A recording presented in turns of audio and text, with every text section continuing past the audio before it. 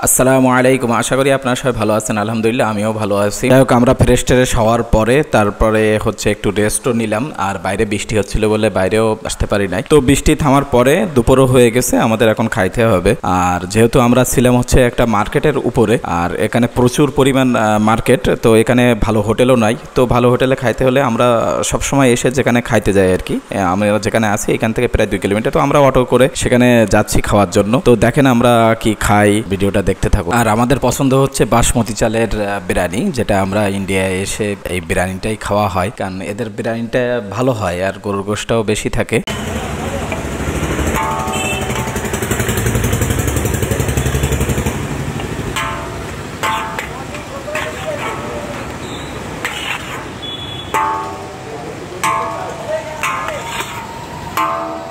ইন্ডিয়ায় আপনার এই যে প্লেটটা হচ্ছে মাত্র 100 টাকা, যেটা 5 পিস গোশ, কি পিসের সব কিছু আপনাদের একটু দেখাই। এবং সাথে আছে লেবু এবং শসা, তলায় কিন্তু একটা পেঁয়াজ আছে, পেঁয়াজটা অনেক সুন্দর করে দিচ্ছে। এই যে দেখেন তলায় একটা পেঁয়াজ। তো এই যে এটা আপনার 100 টাকা। 100 টাকার ভিতরে আপনার কি কি আছে একটু দেখায়, কয় পিস গোশ আছে সেটা একটু দেখায়। এখানে 1 পিস বড় গোশ, যেটা আমাদের দেশে 1 পিস গোশ কিনতে গেলে আপনার 100 টাকা পড়বে। আর সাথে তো বাসমতি চালের বিরিয়ানি, 2 পিস, এই যে 2 পিস সুন্দর সুন্দর আপনার 2 পিস একদম ফুল 2 পিস গোশ, 2 পিস গোশ, 1 পিস আপনার বড় আলু। এটা মোটামুটি সব মিলায়ে আমাদের এটা আর কি সব মিলায়ে পুরো 100 টাকা, ইন্ডিয়ান টাকা 100 টাকা। সেটা বাংলাদেশে হয়তো আপনার 120-30 টাকা এরকম আসবে। গরুর গোশের বিরিয়ানি আর বাসমতি চাল, সেটা তো দেখছেন।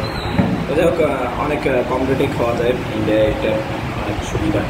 কেমন হয়েছে একটু খেয়ে দেখি।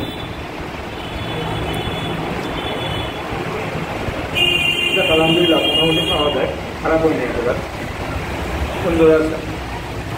তো যাই হোক, আমরা বিরিয়ানি খাইলাম, ভালো লাগলো।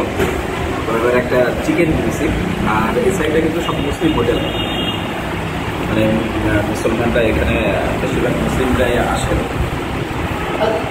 তো চিকেন নিয়ে দেখলাম চিকেনটা কেমন এনাদের। তো চিকেনটাও খারাপ না, মোটামুটি ভালো।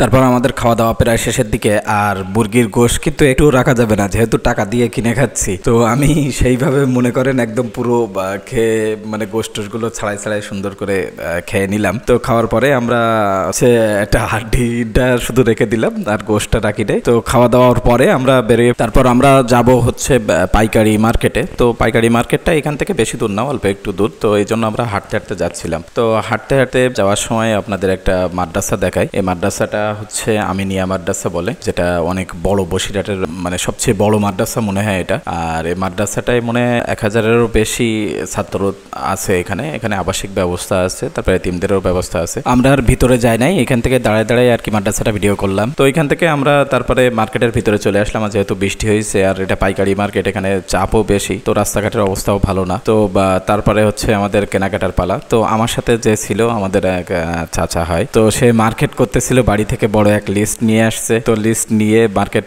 করতেছিল, আমি টুকটাক কেনাকাটা করছি। তো ও কেনাকাটা করতেছিল, সেটা একটু আপনাদের দেখাই।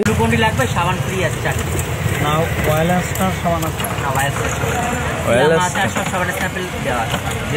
ওয়্যারলেসটার ওইটা ওই লাইলানের এটাও কায়দার ব্যাগ, কিন্তু লাইলানের ওইটা ভালো, ওইটা আমার অনেক জায়গা দিয়ে মানে আরও জিনিসপত্র কিনা লাগবে। তো তখন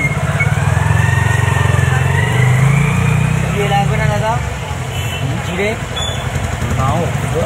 তারপর কেনাকাটা মোটামুটি শেষের দিকে, তো টাকা শোধ করে দিতে হবে। তো এখানে জিনিসপত্রের দাম অনেক কম আছে, বিশেষ করে মাল মশলা, তারপর চিনি টিনি অনেক দাম কম। তো যাই হোক, আজকে আমরা এই পর্যন্ত এখানে শেষ করব। তো পরের ভিডিওতে আমরা প্রায় আর সবগুলো দেখাবো ইনশাল্লাহ।